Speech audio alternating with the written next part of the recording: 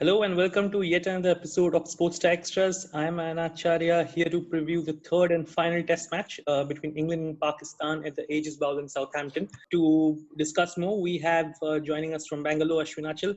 Good morning, Ashwin. Hi, Ayan. How's it going? Good, good. How are you? Doing well. Right. So the question on everyone's mind: are we going to have yet another unaffected test match in Southampton? You know what I'm secretly hoping for, Ayan?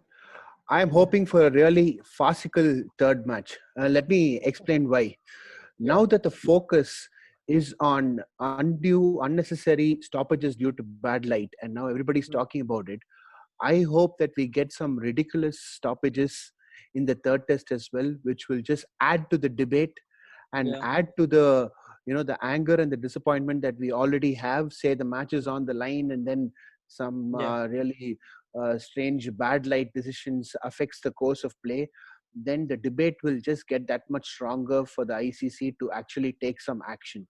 So I am secretly hoping for something to go wrong on that front in the third test, just so that the ICC will be forced to take action and we won't see any loss of play from here on, just because the light is bad but not bad enough to call off play. Correct, correct. No, I totally, understand your emotion. I mean, only 134.3 overs were possible in the second test, and there were, moments when the sun was shining, but it wasn't dry enough for the players to come out. And Chris Silverwood, the England head coach, has, joined the chorus of voices calling for an early start to make up for, a lost play due to inclement weather and bad light.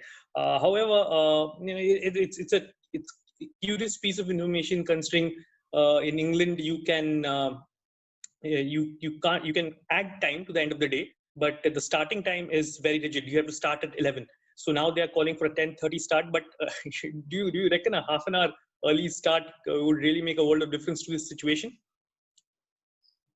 No, no, it may not, and it will not. The better way to go would be to play through phases where the light is not great. That Yeah. is the ultimate solution. Starting early, it may or may not work in your favor. That is up to the weather, and you have no control over that. But to Mm-hmm. play through, periods of slightly bad light is the better solution. And Ayan, we have to also appreciate here that cricket is not inherently a physical or a physical contact sport. Now, if you cite player safety for the reason that you walk off the field due to bad light, what player safety are we really talking about here in a sport like cricket? Because at the most, you're talking about the short leg fielder getting a few shots, or if the fast bowler is bowling, the batsman gets a few bouncers. Short leg fielders, he's going to get hit on the head even if it's bright sunlight. He doesn't have time to take even evasive action in any case. Fair enough. Batsman, a good bouncer is going to get the batsman hit on the head every single time. So it is not like a super physical sport like rugby or football, where there is contact and you can argue that if the pitches is slippery or you can't see, he might get hurt. And the crazy part is, even the physical contact sports don't really take all these things into account. We see it in football and rugby all the time. If it's raining too bad, you got to play. If there's not much light, too bad, you got to play. So I don't see why cricket, everybody, all the players have to be wrapped in cotton and preserved as if they're so dainty and they're like break like glass. I don't understand what this rule is all about. Yeah. Yeah, let's see how this debate shapes up. First thing first, we have to see whether the bad weather once again plays the spoil sport, and if it's not bad weather, as you said, let's see if the umpires do the same. I mean, umpires can't be blamed here, right? They're No, just they following can't. the word of the law. Yeah. The law says that get the players off the field if the light is bad, and they're just doing just that. Yeah, So, it's all meter reading based, and yeah, that is set in stone by the ICC in the playing correct. conditions. So, Yeah, like you said, the umpires are just doing their job. They can't be blamed. yeah, Don't shoot the correct. messenger. They're just Yeah. doing what they've been told to do. Yeah, yeah, right, right. Right. So let's see how that shapes up. Moving on, do you foresee any changes in the playing 11 for both teams? Maybe a Shadab Khan coming back, bolstering the batting? We didn't have enough play to merit any obvious change in both the Correct. teams. Hmm. Shadab Khan, yeah, I mean, but his bowling was not all that impressive in the first test. Maybe he was Yep. underutilized as well. But one thing for sure, when it comes to Pakistan, regardless of any team changes, the batting has to fire. Hmm. There is no two ways about it. We keep discussing this. Batting continuously lets them down. Hmm. The top order has to click. They have to get a first innings total in the 400 450 range, and then they'll give their chance. I mean, then they'll give the bowling attack some chance to get the win. Correct. Otherwise, if you get bowled out for 200 and less than 200, and then expect to, expect the bowlers to work miracles, it just won't happen.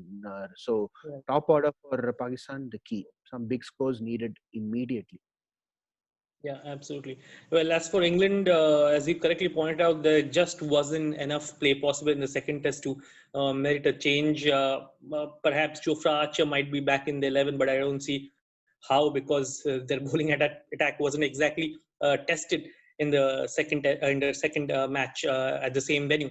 But maybe if they want to adhere to the rotation policy, they might, swap uh, and say Jimmy Anderson for Jofra Archer.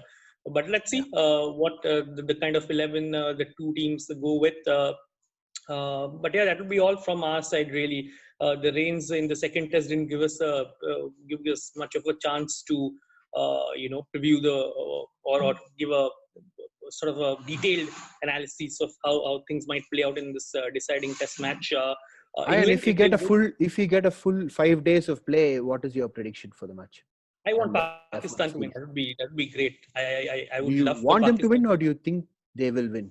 I want them On to mir- win. I you want don't no no. think they That's will. not what I'm asking. I'm asking what will happen. Let's say England. Yeah, I mean, I'm assuming yeah, we won't get full 5 days of play yeah. because the Of weather course, yeah, forecast is, yeah, of course, it's England. yeah, But the patches of play which we do get, I'm assuming the conditions will just be right for England's fast bowlers and yeah. for Pakistan as well. But again, I mean, it's going to be that batting that separates the two. So Yeah, let's see how yeah, I Pakistan's agree. I batting. agree. I think England, if we get a full test match in, England definitely are on top, and they will definitely comfortably win the series. Correct, right. So yeah, I mean, we'd be back with the analysis after the first day's play on Friday. Until then, this is Ayan Acharya with Ashwin Achal signing off for Sportstar. Thank you so much for watching us.